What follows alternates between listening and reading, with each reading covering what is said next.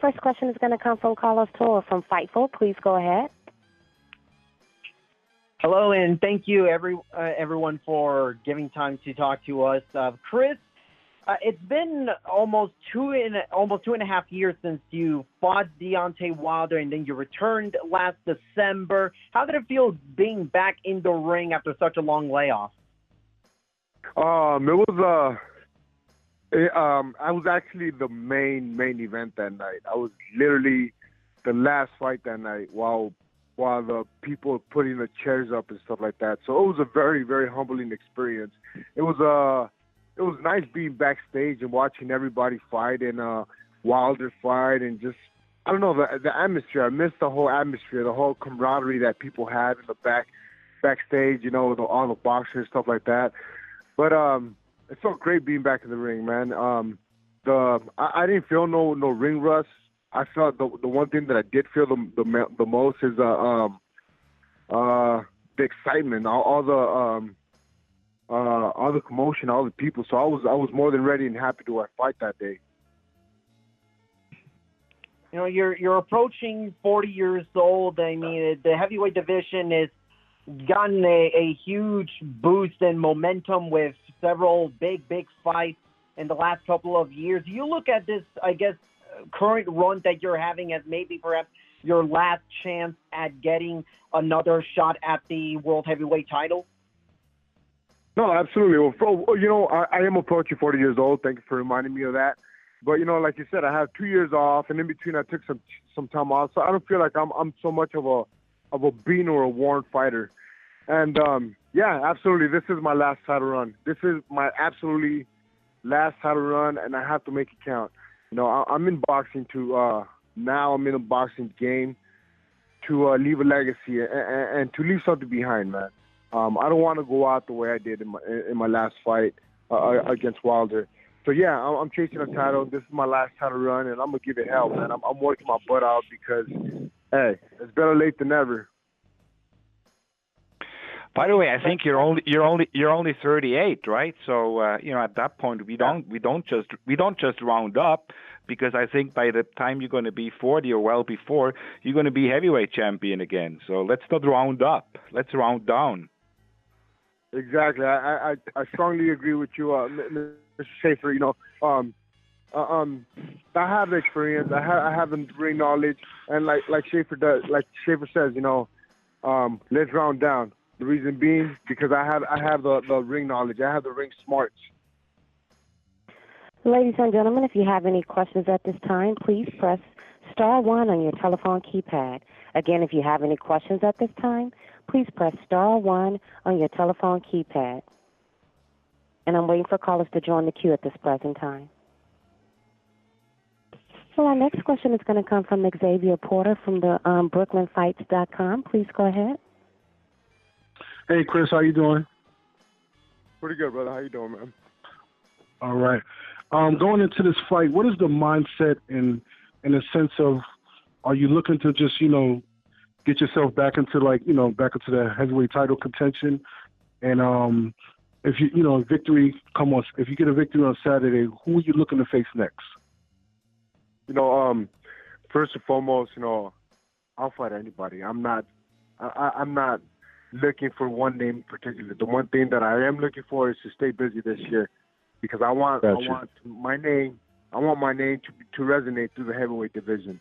You know, when they talk about names like Brazil, when they talk about a name like Karnaki and stuff like that, I want my name to be mentioned also.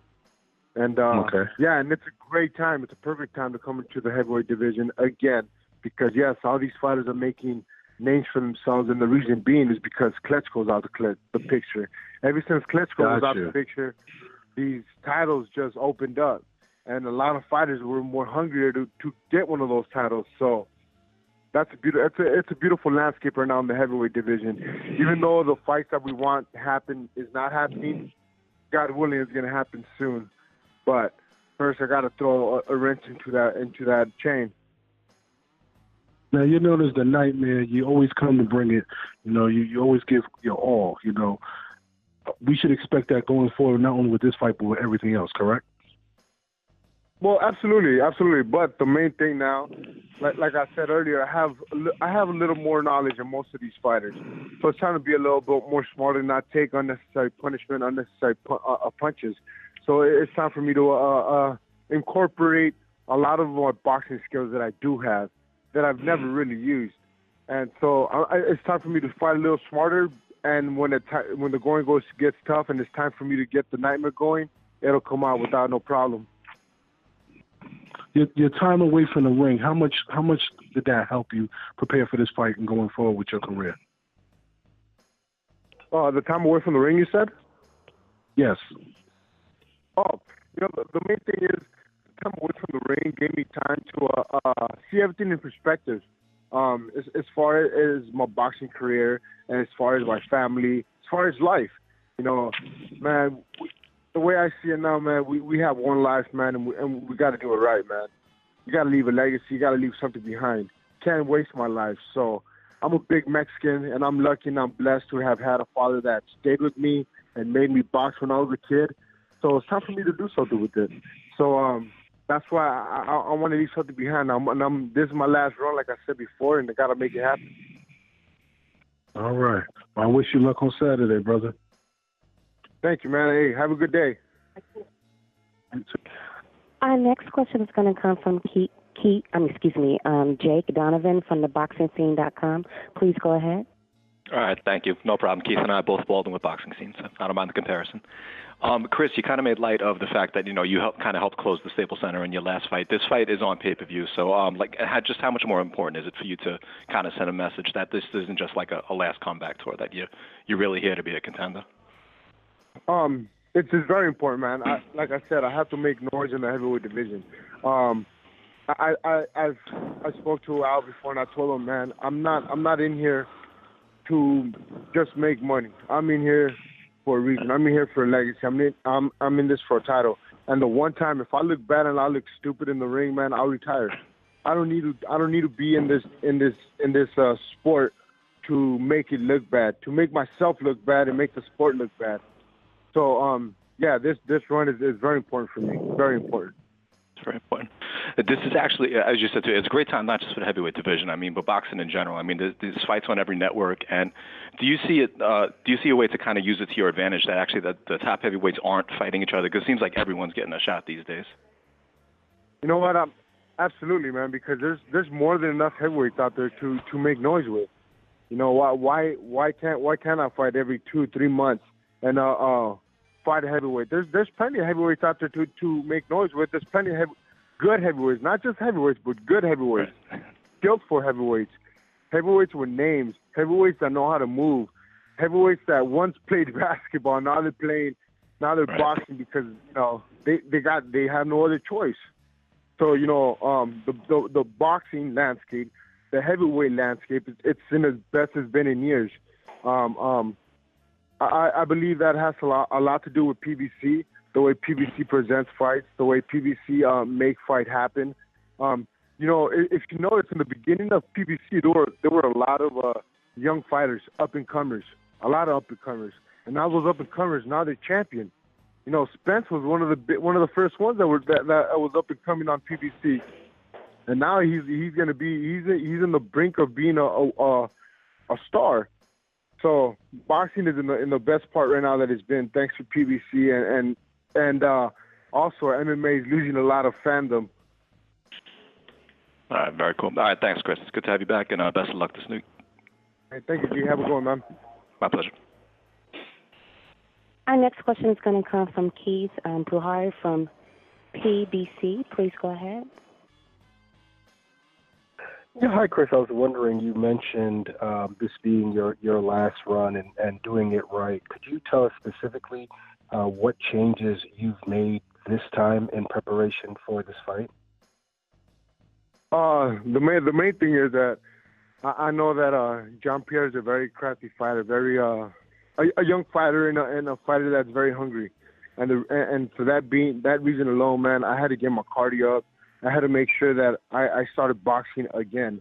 And what I mean by boxing, I mean being a boxer, not being a brawler. Being able to move, being able to chase a man down, and being able to be light in my feet.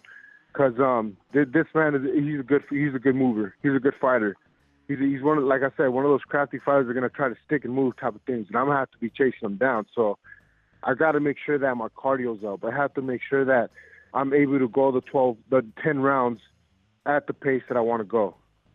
So the main thing is my cardio's up. My sparring, the sparring is the most important thing because, shoot, you could run a marathon, but that ain't never going to get you ready for a fight. So sparring, a lot of good lefty sparring, young kid in Oscar Torres and fast hands. So that's one of the main things that I had to work on. Great. Thank you so much, and all the best to you. Hey, thank you, brother.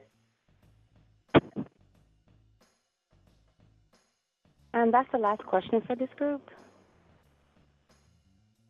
Excellent. Okay, thank you very much, Lisa. And just want to add, I saw actually Chris last week at the Garcia gym. My reaction was the same reaction as everyone else who was at that gym. It was, wow. I have never seen Chris in such an incredible shape. Physically and mentally, I think you heard that today. His comments as well on this call. This is the best Chris Arreola I have seen, and that is exactly what he needs to beat the undefeated Pierre Augustin with 17 wins and 12 knockouts. So I can't wait for this fight, and I know so can Chris. Thank you very much, Chris, for being on the phone, and I'll see you in Dallas tomorrow. All right, thank you guys. You guys have a good one, man. I'll see you, Richard. Thank you.